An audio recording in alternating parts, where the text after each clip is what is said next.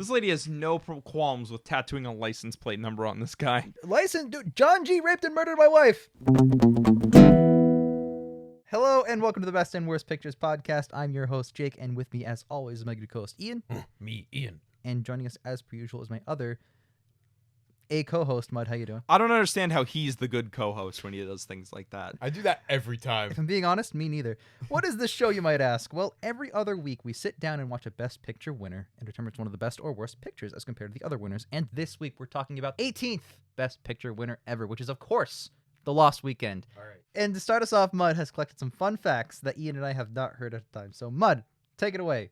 Thank you, Jake. So this film was originally released on November 29th in 1945. It has a 7.9 out of 10 IMDb, 98% Rotten Tomato critics, 90% Rotten Tomato audience. That's pretty high. Yep. It was directed by Billy Wilder, whose other works include Double Indemnity, which was nominated for Best Picture or 2 weeks ago. You know, the last one. Last time, yep. The 7-Year Itch, and The Apartment with Jack Lemmon of Glengarry Glen Ross fame. Yep. Isn't that one of the ones we're watching? Yes, eventually. Hell We'll yes. get to that. I think the only fun fact about that is that's the last black and white one until the artist. Interesting. So anyways, as for a fun fact, this is more about his style. He was a director who was really more focused on dialogue over cinematography, which was a big contrast from the other power players of the 40s like Hitchcock and Orson, who really spent a lot of time composing their shots. Yeah. He was also, in his lifetime, nominated for over 20 Academy Awards, That's mostly in screenplay and directing. As for the stars of this film, first up is Ray Milland, who's also known for Dial M for Murder. He also directed a film called Lisbon in 1956, which stars Maureen O'Hara, who was in How Green Was My Valley. Cool. So, you know, Hollywood people know each other. The leading actress is Jane Wyman, who was in Johnny Belinda, which is a film that's come up here a couple times before, I believe. And she was also the first wife of Ronald Reagan, the actor. Yeah, not the... Yeah, not the just the president. actor. Yeah. Yeah. The president of the Screen Actors Guild. Yeah. And finally, our last actress is Mary Young, who's not really that important in the film, but I wanted to highlight because she's in An American Werewolf in Paris. An American Werewolf in Paris. An American in Paris is the name of that movie, but I can't help it because of An American Werewolf in London. There's also the sequel There is is called an that. American Werewolf in Yeah. Paris. Yeah. She's also in the 1954 version of A Star is Born. Both of those films, she's uncredited. Okay. Yep. As for the fun fact about her, she was known for being in a stage play in 1913 called Believe Me, Xanatippe with John Barrymore. Oh, Okay. we love John Barrymore. We do love John Barrymore. As for fun facts, there are fun facts about this movie. I was about to say, please have some production facts. Oh, I got you, buddy. This is the first film ever. That's it. First film ever. Is it? What have you been doing so far, Mud? What's the show? You know what? Never mind. There are no fun facts about this movie. Piece of shit. This was the first film ever to win both the Cannes Film Festival, the Palme d'Or, and Best Picture. Ooh. Awesome. Only ever accomplished by 2 other films, Marty and very infamously Parasite. Huh. Yeah.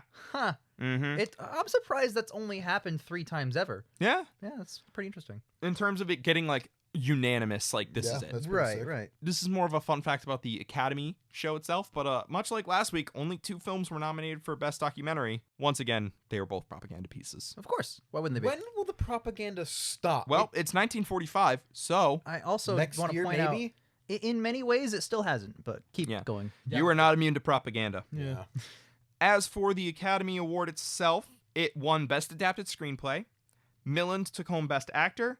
Wilder took home Best Director, again beating Hitchcock. Nice. What did Yep.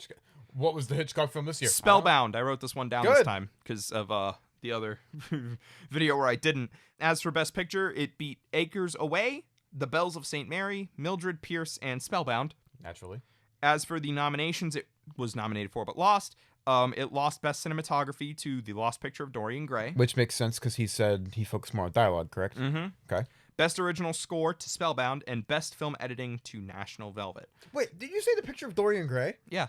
Awesome. Cinematography, yeah. It was also released by Paramount Pictures, which I don't think I mentioned, but last week's was also released by Paramount Pictures. Cool. Yeah.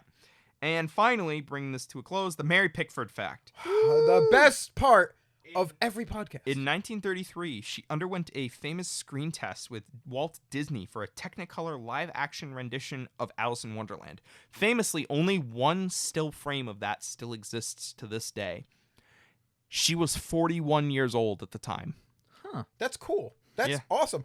This might be one of the most interesting Mary Pickford facts. Yeah.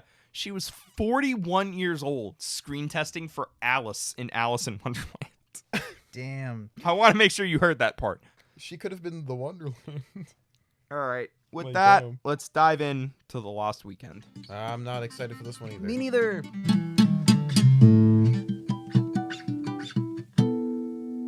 For a director who favored writing good dialogue over having interesting shots, there's a lot of interesting shots in this film. Dude, this film fucking bangs. Like, this is the kind of thing where, like, a kid's like, yeah, this isn't my finest work, and it's just the Mona Lisa. Yeah. Like, it's just a sketch. Yeah. You know? Still work in progress. It's still, it's not perfect. Like, there's a shot pretty early on where one of the characters, Wick, flicks a cigarette, zooms in on the cigarette. That's like, finally, like, modern camera work where we followed the object of importance so that you make it violently clear to your audience. Yeah. Hey, that cigarette that he just flicked away is gonna come back. He Yeah, didn't just flick it away for, like, set movement. I say this all the time. Film is a visual medium. So the more you can play with the visuals to tell your story, the more I like it. That's just me.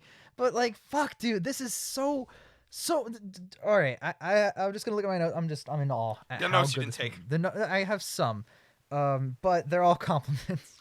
I can't think of many issues I take with the film because it's just so impactful and powerful. Mud, those whatever you're thinking of, you're wrong. So, okay. Damn. I want to fire it immediately. We were talking about, like, the cinematography. Damn, does this feel like an old Twilight Zone episode. Okay, yeah, this But, feels like, a real good one. like a One of the best prolonged episodes. episode of the Twilight Zone. Yeah. And I'm here for it. I'm a little bit biased because, as the audience may or may not know, the Twilight Zone is one of my all-time favorite TV shows. Dude, I don't think there's a person alive who doesn't like the Twilight Zone. It's so good. Like, you either love the Twilight Zone or you haven't seen the Twilight Those Zone. are two That's options. There's Those no are the third. only two options. If I were to ever meet someone who said to me, "Yeah, I don't like the Twilight Zone," They just haven't found the right episode yet. There is at least one episode of Twilight Zone for everybody. I yes, agree. Monsters Are Due on Maple Street. That's my Banger. favorite. Honestly, very underrated. Nobody talks about it. Valley of the Shadow. Oh, It's that's one a of the good one. hour-long ones. It's so good. This movie conveys so many emotions so well. Mhm. This is the best portrayal of drunk I've ever seen in a movie. Oh, we've had some Wow. bad portrayals This of drunk. is the best portrayal of withdrawal symptoms for alcohol that I've ever personally seen in a movie. He never even hiccuped. No, not at all. Dude. Stumble, the facial expressions. Holy We shit. are hip deep in the code era, and Can he I- never even hiccuped. Dude, can I just, like, building off that point, can I really just bring it back to Wings and Broadway Melody with their portrayals of drunk? Where it's like a cartoon character and they just burp and they see bubbles or something in someone's dress because they shook their dress. And it's That like, was the ooh. Wings. Well, yeah, one of those two. They both have drunk portrayals that are just absolutely shit, that aren't realistic at all to how anything works.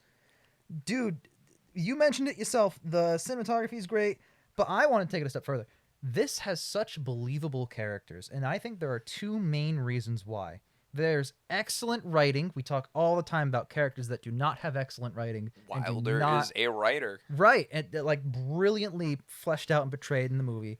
And excellent acting from everybody who's cast in these roles. They all bring it. There's nobody who's lackluster.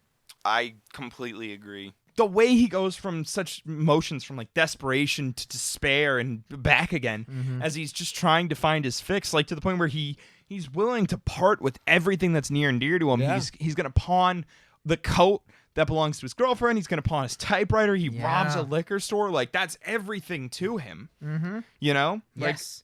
he goes well past the point of no return Yeah, in this film. And on that no return point, him saying, "I'll let you have my typewriter," symbolically, that is his livelihood. He is literally willing to give up the thing that he does for a living to get just one drink. He describes himself as two people, Don the writer and Don the drunk. He's literally saying, I'm willing to give up like half of what I define myself as. Just for, not even just the promise of alcohol forever, just A one drink. drink. One singular drink. That is desperation. Yep, when he runs out, he'll do it again. Mhm. And that's And it. I want to talk about the typewriter thing.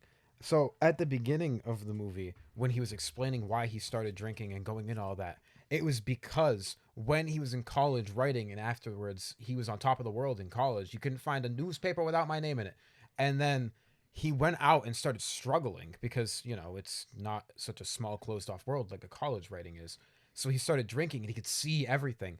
So he started drinking to help himself write.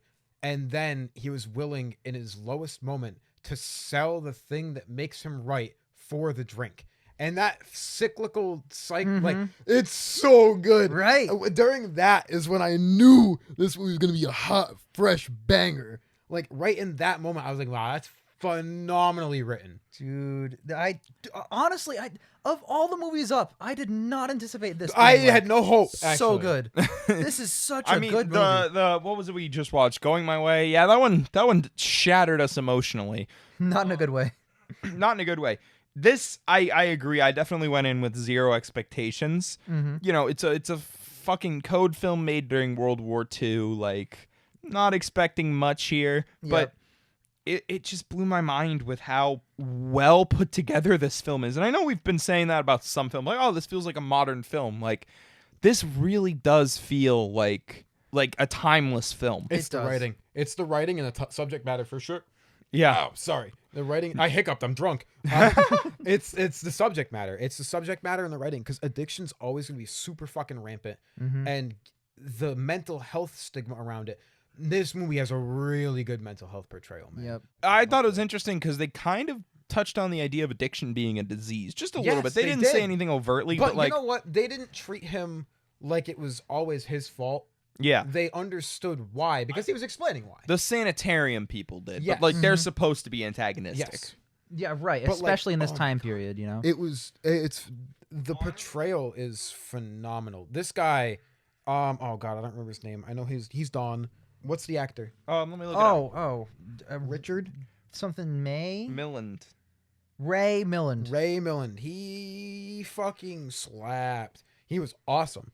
His facial expressions made this movie. You could have had this movie be a silent movie, and I would have understood everything that was going on. Right. Dude, Yeah. on that note, I love the atmosphere. Oh yeah. It keeps us alive. It's the soundtrack. I wanted to point out. The soundtrack in this film is so good. It's so in your ear, and it like refuses to let up, but in a good way. Like, it really kind of assaults you with its presence. I think that's one of the reasons that we kept saying that. Oh yeah, it feels like an old Twilight Zone episode because it has that kind of eerie music when something bad. And is the happening. music is overpowering. Like, Right. it really kind of nails home the emotions of the scene by just hitting you in the face with like the soundtrack. I was gonna say that the soundtrack in this movie, I wrote down that at some points it's a little bit overbearing, but it's only in certain scenes when he's fucking trashed or going through withdrawal symptoms. It's trying to put the levels audience in out the depending mind. on how he's feeling. Yeah, It's so cool. It's the music putting them in the mindset of the main character, because it's just like everything's so loud in his ears. That feels like such a modern device for film. You know what I mean? That's so cool. It's so subtle too. Yes, there's a lot of really nice subtle details. He's definitely a creature of habit. He does the thing with the cigarette. That we Oh, he pointed out. always puts his cigarette in wrong. Yes, he does it backwards, and he goes, "I'm an idiot," and then flips it around. And I notice he does it one time correctly, and it's at the end of the movie. Yep, right when he gives up alcohol. Yes. Yeah, that's so good. It's such a nice little seeping detail. It's so cool. This is such a great counteract or counterbalance to the film we watched last time. Because that film blew and the script was bad. And in this movie, I found no problems with the script. All of the acting in this movie is pretty fucking solid. Him, Nat, Helen, Wick, all super good. Yeah. Speaking of that last scene where he gets the cigarette right, I want to talk about that final scene where Helen comes over and just like the subtle tension of her spotting the gun in the sink and realizing he's going to kill himself. There's so many good mirror shots in this movie. Man. Oh my God, yes. And she's just like immediately goes into like rescue mode to the point where she's like, you need, take a load off, take a drink. Yeah. Take a drink right now. Telling the alcoholic to take a drink because she knows that the alternative is she leaves and he blows his brains out. Take a drink. Dude, should I drink rum or whiskey? You know eat what, both? too? That scene, the way she does that to him, or to try and save him, that harkens back to the flashback scene where you see how they met, and when he busts out of that closet and goes, he's covering for me, I'm a drunk idiot. She goes with him and is like, no, I'm going to help you. She sees him as a project. At the end, when she's going like, oh, I'll give you a drink, I'll give you all that you want, to not let him kill himself. Well, first of all, the entire exchange at the end is just brilliantly written. But like the whole time, that's interesting character development for her. That dude, A freaking female protagonist, a lead role from a movie from the 40s that won Best Picture. Dude, that does not have good writing usually. There's another one here, this in Casablanca, I'd say, that have really strong writing and strong female characters, especially in this. We've come a long way from Wings, where their primary personality trait is that they're in love with the main character. I cannot wait for the next one where she's like, "Oh man, it's been so lonely." Like, you know it's gonna happen. It's the 50s and 60s and more 40s. Right. And I brought it up briefly, but the entire exchange at the end, where she's going back and forth with him before his big breaking point of like turning around, when she's going back and forth with him, trying not to let him kill himself, and he's just talking to her about his cynicisms and stuff like that. That whole exchange, every single line back and forth was like itself its own brilliant little moment that could be a talking point, could be a quote you could totally bring back from this movie. It's just its own it's dripping with good drama and good writing. Everywhere. Everything in this film just seeps quality assurance. Like even early on, there's a shot where Don goes to the bar and he's getting a drink and he's taking a sip, and Nat, the bartender, has his back turned to him, but there's a mirror and you can see Nat glaring at Don in the mirror. Mm-hmm. And I'm like, that's fuck, like that's such a subtle detail that you might not notice because your eyes are on Dawn, and it really fills out the shot and makes it clear like there are more emotions than just what the main character is portraying to you. And it's good because in that shot both characters have their back to the camera, but you can still understand the emotions that are being conveyed. Dude, I could tell that he was like, "Oh, this fucking guy again," and then it shot in the mirror, he was just like, daggers. Yeah, he's just watching him like this fucking drunk. Like, I can't believe I'm serving him, but I guess he's paying me. Yep. Dude, I love the special effects. When he's at the opera and visualizes everybody as his coat with the bottle of rye in the pocket. Oh, it's so good. That scene fucking slap. There are so many really, really good. So that is a device that I've seen in a couple things where things transform into other things depending on what you're like thinking about. Delusioning. Like, you're hallucinating. There you go. That's the real word. And this movie did that, and it did the flashback thing. Like the cloudy the white fade through. And it was really well set up. I know we probably have in an earlier movie, but this might have been one of the things that truly pioneered it because it won Best Picture. Yeah. So that's incredible. I can't remember, but I'm pretty sure we've watched a film for this with potentially. a flashback. I also don't remember though. Oh, Casablanca. Yeah. Has the extended flashback. Yep. Did it have the fade to white for the flashback? I think so. I know it has. There was some indicator. Yeah, right. But this is more in the film noir tone. Oh, dude, this probably revolutionized. I mean, Casablanca is still technically sort of noir. Casablanca is kind of a noir. Yeah, but this is like harder into noir, and it's so deep and dark and methodical in the way. Like, first of all, for example, in terms of like the technical prowess here, the rings on the table shot to introduce him. So he's got the shot glass in front of him, and it's got like 3 or 4 rings on the table, and he's like, "Oh, I'll just have a few more or whatever." He picks up the shot to drink it, and it reveals like 7 total times. And they're like the first ones are very nicely spaced out, and you can count them. But when he picks it up, it reveals there's like 5. Yep. That are like all really close together. Yeah, and then it goes on to more scenes, cuts back to that, and there's like a shitload of them. And they're even messier than before. What a good way to tell us as an audience that character can't stop drinking no matter what, and he gets progressively worse as he keeps drinking. Like I said, for a guy who said he'd rather dialogue over cinematography, there's some fucking great cinematography. Like I said, I think this guy's a masterclass. You know what I can't wait for? The Apartment. Oh, dude. We got Jack Lemmon. This guy. I'm sold. And it's a black and white film, so you know that takes a lot to sell Ian. That's true. Dude, The Lighthouse, sold. Speaking of black and white, the shadow work in this film is beautiful. Not just so at the beginning of the film, close to the beginning, he comes home drunk. Don comes home drunk, and he puts a bottle of alcohol up in his chandelier to hide it from his brother, who he knows will take it. Then later on in the film, he comes home drunk again and can't remember where he left it until he lays down and he sees the shadow of the bottle on his roof. And he goes up and he grabs it, and he's very nimble about it. We thought he was going to fall and hurt himself. He stumbled off a little bit, but it was impressive. A good enough point. Yeah. But not only that, there's another scene later where he's in a sanitarium, like a drunk ward at a hospital, to recover from his alcoholism. And this guy starts screaming in the corner. Withdrawals. It might be one of the most terrifying shots because it cuts to the guy in the corner, and the way the shadows are set, so good. It's nothing more than a silhouette. Yep. It was kind of freaky to look at. Like, I thought this guy was about to run over and attack Dawn because I couldn't make out any facial features. He's just like sitting up in bed screaming. It's terrifying to look at. Yep. And you can't make out like any facial features. You can't see anything because this guy's just in the corner. Like, imagine just sitting and you hear a guy screaming in the corner and you can kind of see him, but you can't. Not fully. Yeah. Can I soapbox real quick off of that point? Yes. So we were talking about the mirror shots earlier, and I think the mirror shots are super duper important for this kind of movie. Because when you have the addiction kind of thing, it's the reflection, your two selves, like he was mentioning. And I think that's awesome. You have him in the mirror at the bar. You have him, the gun in the mirror later on in the movie. You have when he meets his wife for the first time in the flashback, where he walks by the open thing. Yeah. And another person's making the same thing as him. It looks like it's mirrored.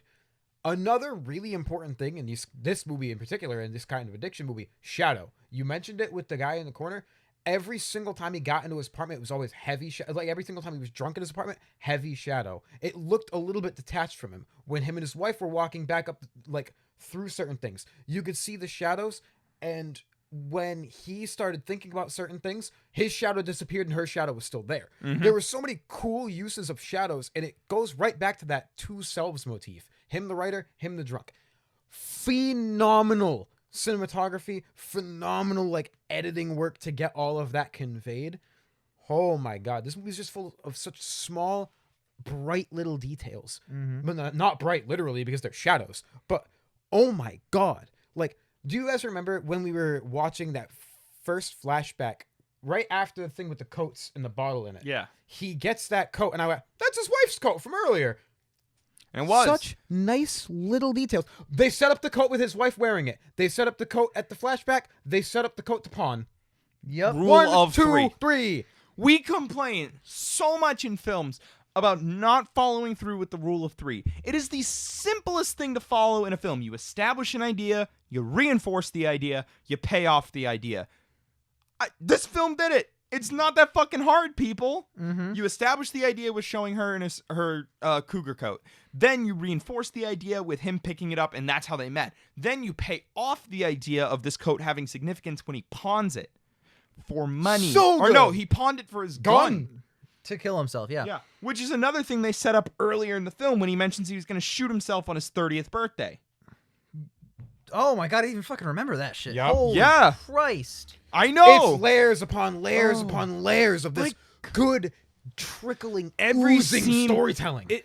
Remember when we watched Boys in the Hood? Oh. Every scene builds on itself Yep. and reinforces the narrative point of the film. You know, Right. I can't give this a 10 though because he didn't wear a hat that said, yo, I'm Don. That's true. Just like Boys in the Hood. The one issue I have with the film is the escape from the sanitarium. Super easy. Super easy. I think that was just like them being like, let's move the story along here. I don't Also, think- he's not in the sanitarium that long. I think he should have been multiple days instead of the one. Yeah, and he doesn't learn anything from it. No, but And he never interacts with any of the other patients. he interacts with the one guy next to him. He talks to him at the beginning, and then when he's screaming at the end, it's technically an interaction. But I get your point 100%. He doesn't interact enough. It just feels like a weird detour. Like, I'm happy it's in the film, Yes. but it's just over so quickly that I was kind of like, oh, okay. I guess we just went there and now we're done. You know, because, like, after that point, it's kind of the point of no return where, like, he becomes a criminal. Like, he robs a place. He also escaped from a ward he was definitely not supposed to leave. Yep. Like, you know, Ian, by the end of this film, was actively rooting for Don to die, not kill himself. Let's be clear here. He wasn't. Ian was not rooting for the man to commit suicide. But like, but I know, felt the like he old- was gonna die because he didn't learn anything. the law of equivalent exchange. Yeah. He robbed a guy. He broke out of basically prison. He deserves to die. I'm not disagreeing with you. It felt like the film was setting him up to die, but I think that might have been too much of a downer. You know, So I get why- understand. I like films like that. Yeah, but So- at the same time, the scene that did happen with her reasoning Very with him- good, and it's a super Way more. good end. I think this is the superior ending, but I do understand. It depends on how he died. Yep. I think I agree. I understand where you were going with that, though, Ian. Yeah. Watching it, I was like, "Oh, this dude's dead as fuck." But I was also thinking, like, you know how the code is. Yeah. Like, oh, he's an alcoholic. Time for the fucking guillotine. Like, no non-heteronormative Christian fucking Anglo-Saxon white male Protestant characters can survive the movie. You know. Yep. True. They're the only good people ever of all time. That's how the one. code. That's how the code works. Remember? Yep. You're a deviant. Time for the electric chair. Yeah, exactly. When he stole that woman's purse, I'm like, they're just gonna lynch him in public. Like, holy shit. Oh, they kind of do. They put him through the ringer in public. But then they sing that funny song about him too. Oh, then they say, Dude, this movie has a polite element of comedy to it in this darkness that I really do appreciate. Because he steals the purse from that woman. They're like, oh, get him out of here, eh? And the dude who's playing the piano is like, oh, I gotta lighten the mood. He stole that purse. And it's like, what the fuck? And then everyone starts singing along. Yeah, it's funny as hell, but also it's really fucked up because he just had to rob someone for his crippling alcoholism. There is some good lines in this film. Like, the first time he goes to the bar, he tells Nat something about them getting a divorce because Nat won't serve him a drink. That's really funny. That is so... You're not gonna be my bartender anymore. You're gonna get a divorce. Because he treats him, because he's there all the time, so it might as well be his home. Yeah. Basically his wife. Can I just say that this movie won the four things that we complimented the most, which was the directing, the acting from Ray Milland, the screenplay, and of course Best Picture, are the four things it won. It got nominated for things it probably should have won too. Like cinematography? Best cinematography, best original score, best film editing. I mean, oh my god. Wow, it should have swept. I agree. This movie is You phenomenal. know what's funny? When I was doing background research for this film, and I was looking into Wilder, and it made, like, his Wikipedia page makes note that he favors dialogue over cinematography. And then I saw that this film was nominated but didn't win, and I was like, oh, that's funny, because, you know, I was expecting, like, not an uninteresting film, because it was nominated, but I was like, okay, cool. And then as the film kept going, like 20 minutes in, we were talking about the cinematography, and I was like, yeah, this is the kind of guy who's like, I know I said it earlier, but this is the kind of guy who's like, yeah, this isn't my best work, and it's like an A. Yeah, you know? literally. Oh, I didn't get my A+. It's only a 96. Yeah. You know, I was kind of slacking that night. It's a fucking 99 on a test. It's like, fuck you. But also awesome. But fuck you. Like, god damn, this guy, this director just complete and utter control over 100%. his film is what he exudes here. It's pretty fucking solid. Like I mentioned with all those little details, this movie oozes. This is a storytelling elements. This is a film you can easily rewatch. Like Yeah. a lot of these Best Pictures, I think, okay, maybe not a lot of them, but some of them, like, I really feel like I'd only be able to stomach watching them once. I'm gonna bring up the list, and I will honestly, my best example is Wings. Wings was good, but like, I don't think I'll ever watch that film again for any reason. I think Wings is my cutoff. I would rewatch Mutiny, this one, All Quiet on the Western Front. That movie slapped. Yeah, it happened one night. Really, really good. Can't Take It With You. Really good. How Green. Probably would rewatch. I'd Casablanca. I'd even rewatch that. Absolutely. I'd rewatch Casablanca. And then Wings, Grand Hotel, Gone with the Wind. I could rewatch Grand Hotel. Maybe. I don't know. I can't rewatch Gone with the Wind. I can't. I would watch scenes from Gone. Not the whole not thing. the whole movie. I agree. So like this is up there for like that creme de la creme of creme de la creme. Cream of cream. I'm not French. I'm not saying creme. Sorry. I have my beef with the French language. It's because you're Portuguese, isn't it? It has so much rewatch value.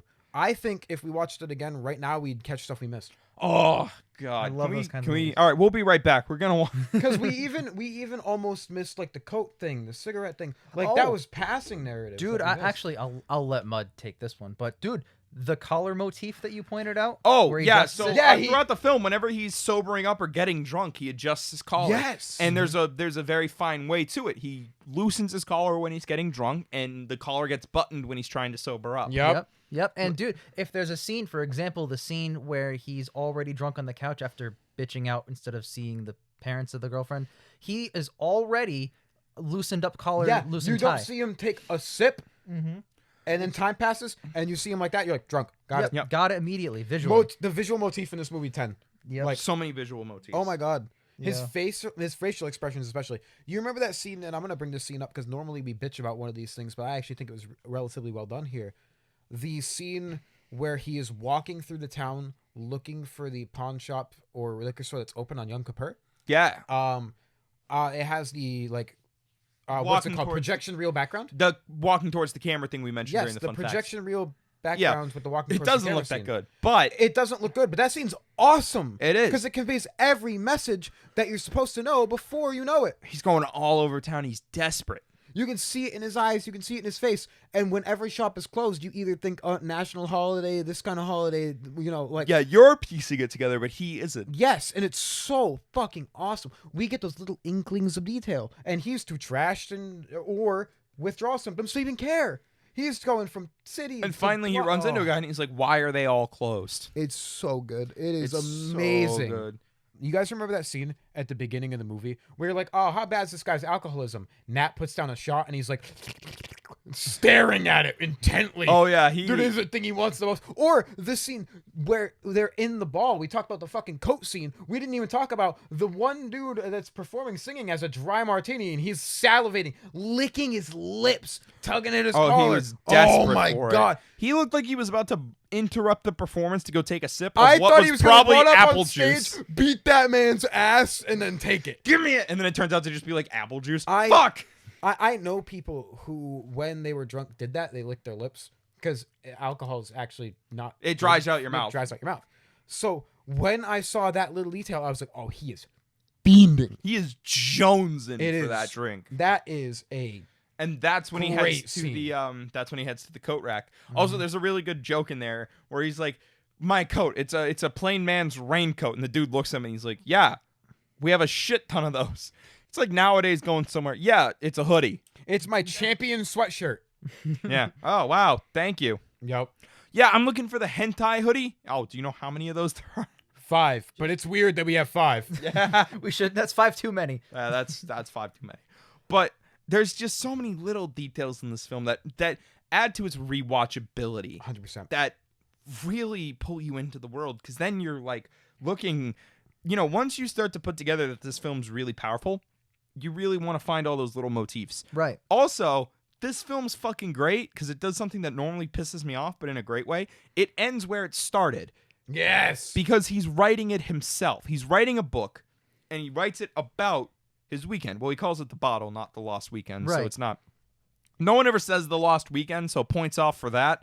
But I'm kidding. Think it's implied. I do want to talk about the title after this, actually. So. But more importantly, like, it cuts back, and now, originally, there's no narration.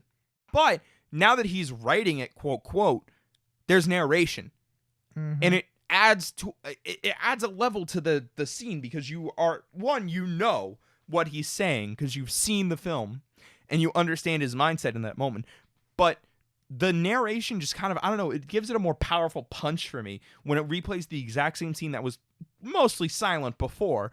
But now he's got this narration, and he says something like, "My mind wasn't with me. My mind was out the window 22 inches below," because he was hanging a bottle of alcohol out the window so his brother wouldn't find it. So after his brother left, he could get fucking smashed. Yes.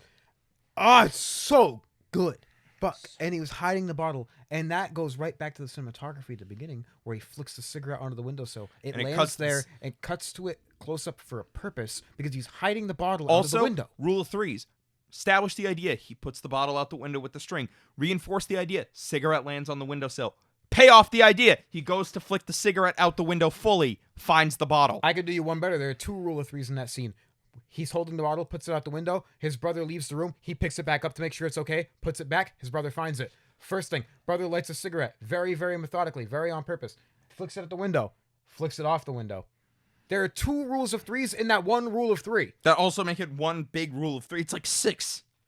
Yeah. 2 times 3 is 6. Yeah, you wanted to mention the title. I'll kind of. Yeah, let's talk about yes. the title. I'm gonna preface a little. I want to lead it to Ian because I know he has a bit of a soapbox on. There's like, it starts on Thursday and ends on Tuesday morning. I know they added in Monday because you need more time to pass, but it's appropriate for the narrative. But I love the fact that this title, at no point does he describe it as a lost weekend, I believe. No. So the title tells us that weekend was completely lost for him. He doesn't remember it. He blacked out. Right. So it's lost in more ways than one. Is it lost because he's probably not remembering most of it? Or Double meaning. is it a complete loss? A complete and total. He almost lost his whole fucking life. He almost lost his life. He almost lost his family. That's exactly what I wanted to talk about. Thanks, guys. So the whole meaning. Remember the rule of threes that we were just talking about? You can infer it as The Lost Weekend, blacked out. You can infer it as The Lost Weekend of the Lost Life.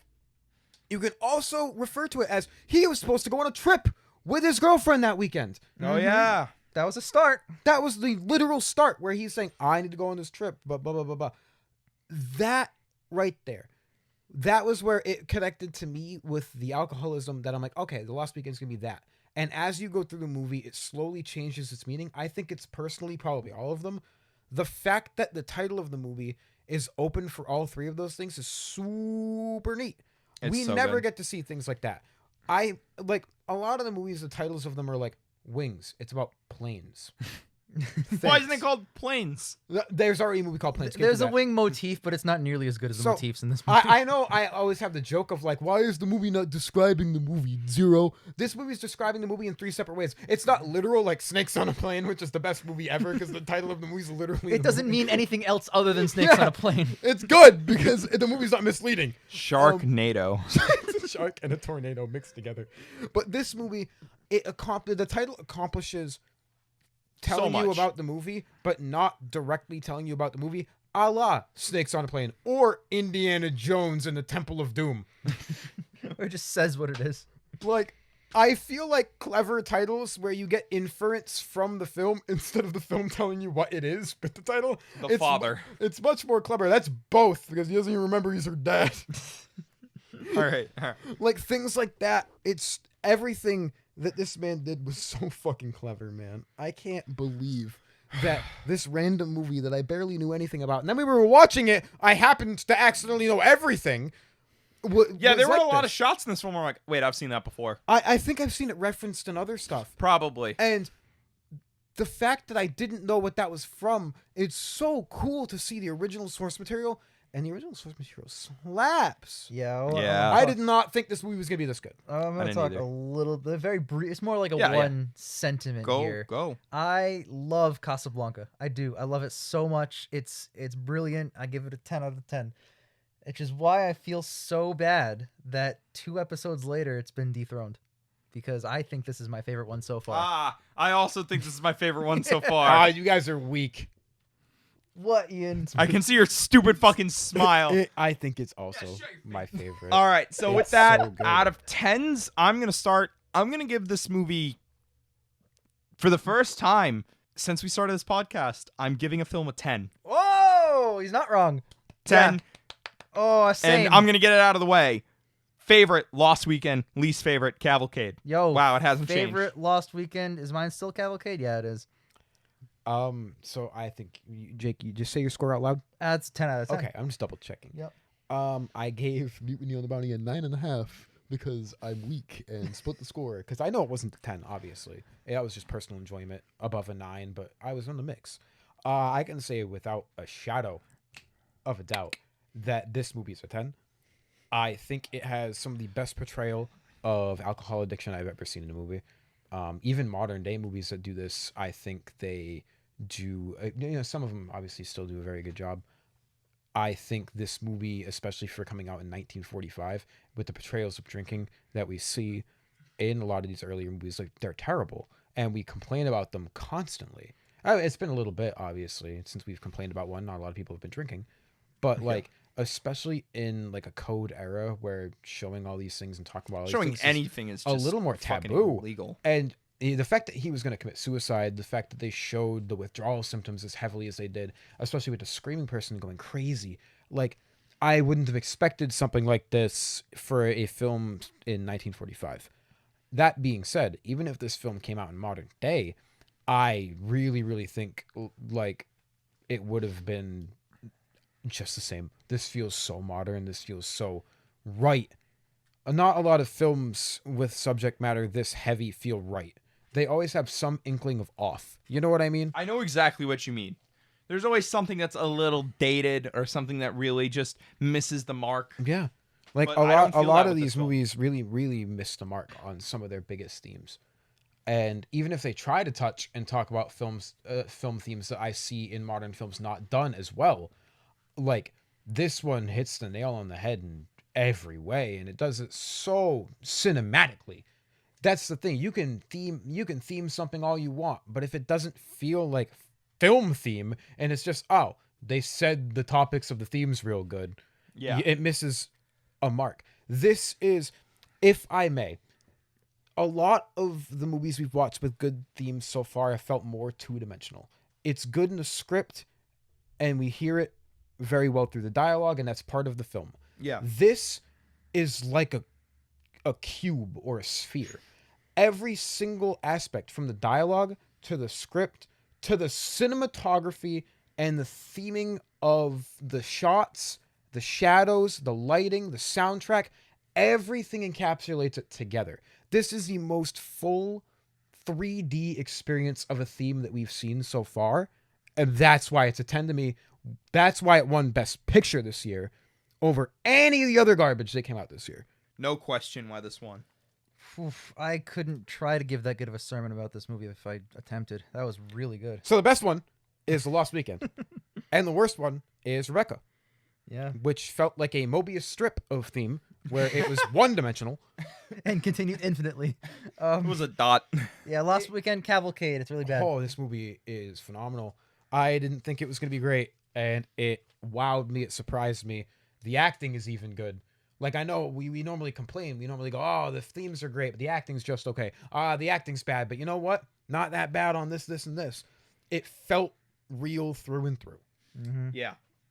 What's next? I'll tell you what's next. I'm really fucking excited now. Although I shouldn't get my hopes up after this fucking absolute banger. Oh, no, the next thing has to let me down. Okay.